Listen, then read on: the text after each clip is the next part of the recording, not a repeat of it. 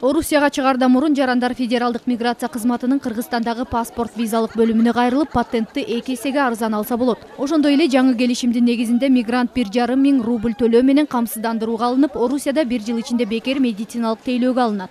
Эгер бизге келип 1,5 миң рубльге страховой полис ала турган болсо, мигранттар 1 жыл бою Орусияда бекер медициналык жардам ала алат. Ушул жылдын 8 айында Кыргызстандан чыгып кетип жаткан мигранттардын саны өткөн жылга караганда 17,3% азайган.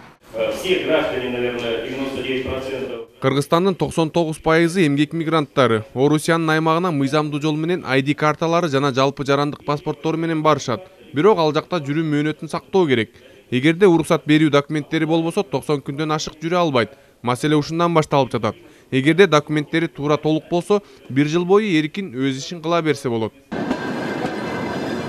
Ошондой эле жарандар чет жакка чыгаардан мурун өз укугун, ал өлкөнүн мыйзамын, тилин, маданиятын жана салттын билүү зарыл. Маалымат алуу үчүн Эмгек миграция жана Жаштар министрлигине кайрылуу керек.